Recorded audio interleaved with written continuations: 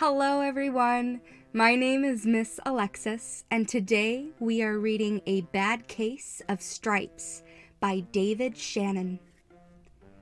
Camilla Cream loved lima beans, but she never ate them. All of her friends hated lima beans, and she wanted to fit in.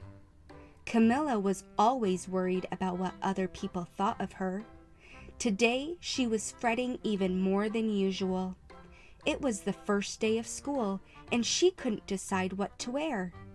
There were so many people to impress. She tried on 42 outfits, but none seemed quite right. She put on a pretty red dress and looked in the mirror. Then she screamed. Her mother ran into the room, and she screamed too. "Oh, my heavens!" she cried. "You're completely covered with stripes." This was certainly true. Camilla was striped from head to toe. She looked like a rainbow. Mrs. Cream felt Camilla's forehead. "Do you feel all right?" she asked. "I feel fine," Camilla answered, "but just look at me." "You get back in bed this instant," her mother ordered. "You're not going to school today." Camilla was relieved. She didn't want to miss the first day of school, but she was afraid of what the other kids would say, and she had no idea what to wear with those crazy stripes. That afternoon, Dr. Bumble came to examine Camilla. "Most extraordinary!" he exclaimed. "I've never seen anything like it. Are you having any coughing, sneezing, runny nose, aches, pains, chills, hot flashes, dizziness, drowsiness, shortness of breath, or uncontrollable twitching?" "No," Camilla told him. "I feel fine." "Well then," Dr. Bumble said, turning to Mrs. Cream, "I don't see any reason why she shouldn't go to school tomorrow.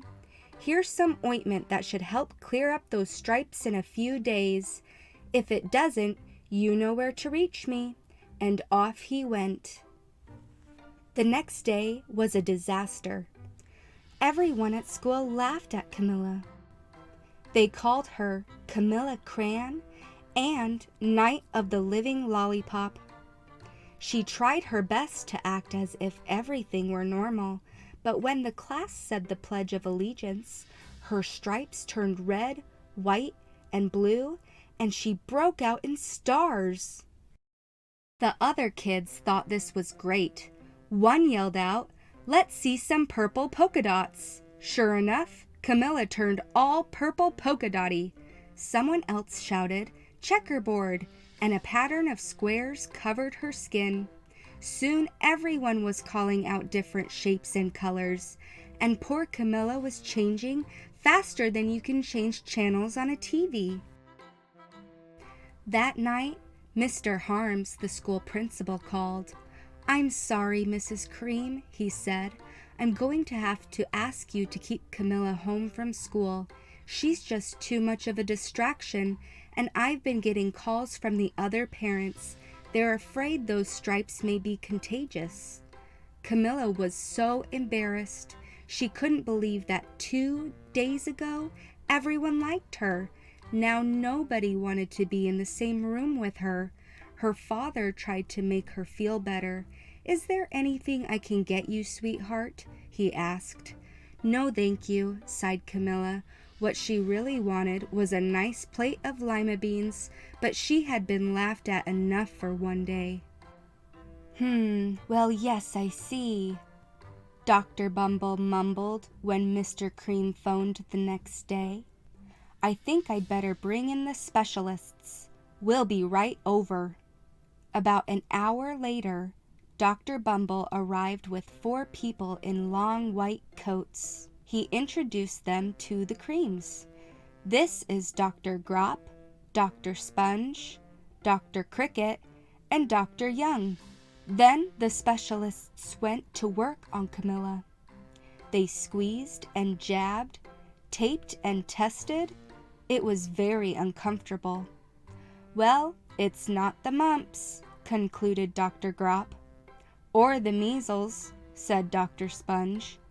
"Definitely not chicken pox," put in Dr. Cricket. "Or sunburn," said Dr. Young. "Try these," said the specialists. They each handed her a bottle filled with different colored pills. "Take one of each before bed," said Dr. Grop. Then they filed out the front door, followed by Dr. Bumble. That night, Camilla took her medicine. It was awful. When she woke up the next morning, she did feel different, but when she got dressed, her clothes didn't fit right. She looked in the mirror, and there, staring back at her, was a giant multicolored pill with her face on it. Dr. Bumble rushed over as soon as Mrs. Cream called. But this time, instead of the specialists, he brought the experts. Dr. Gourd and Mr. Mellon were the finest scientific minds in the land. Once again, Camilla was poked and prodded, looked at and listened to.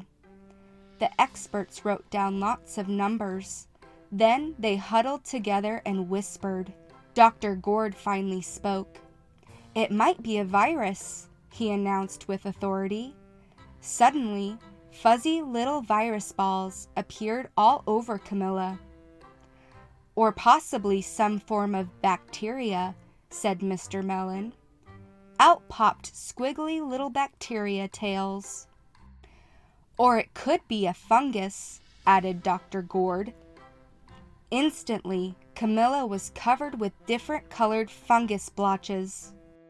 The experts looked at Camilla, then at each other. "We need to go over these numbers again, back at the lab," Dr. Gourd explained. "We'll call you when we know something." But the experts didn't have a clue, much less a cure. By now, the TV news had found out about Camilla. Reporters from every channel were outside her house, telling the story of the bizarre case of the incredible changing kid. Soon, a huge crowd was camped out on the front lawn. The Creams were swamped with all kinds of remedies, from psychologists, allergists, herbalists, nutritionists, psychics, an old medicine man, a guru, and even a veterinarian. Each so-called cure only added to poor Camilla's strange appearance until it was hard to even recognize her.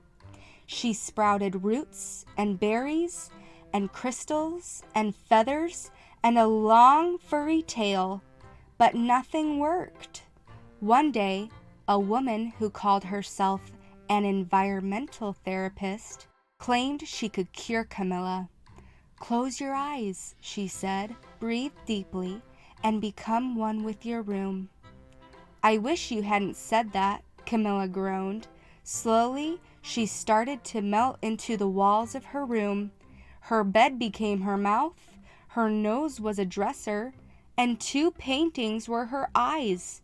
The therapist screamed and ran from the house. "What are we going to do?" cried Mrs. Cream. "It just keeps getting worse and worse." She began to sob.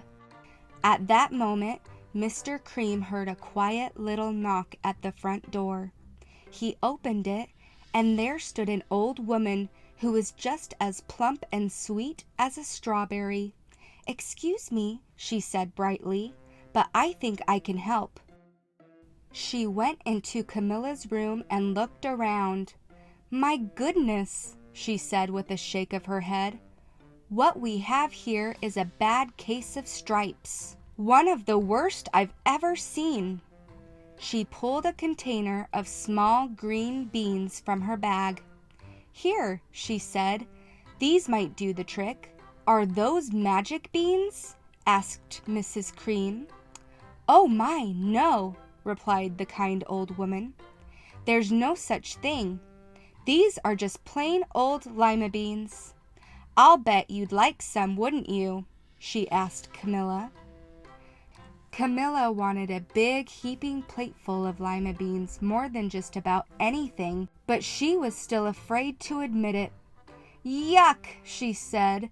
"No one likes lima beans, especially me." She put the beans back in her bag and started toward the door. "Oh dear," the old woman said sadly. "I guess I was wrong about you." Camilla watched the old woman walk away.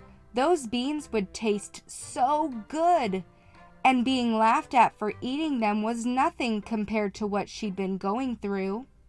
She finally couldn't stand it. "Wait!" she cried. "The truth is, I really love lima beans." "I thought so," the old woman said with a smile. She took a handful of beans and popped them into Camilla's mouth. "Mmm," said Camilla. Suddenly the branches, feathers, and squiggly tails began to disappear. Then the whole room swirled around. When it stopped, there stood Camilla, and everything was back to normal. "I'm cured!" she shouted. "Yes," said the old woman. "I knew the real you was in there somewhere." She patted Camilla on the head. Then she went outside and vanished into the crowd. Afterward, Camilla wasn't quite the same. Some of the kids at school said she was weird, but she didn't care a bit. She ate all the lima beans she wanted, and she never had even a touch of stripes again. Thank you so much, my friends, for joining me today. I can't wait to go on another adventure with you soon. See you later.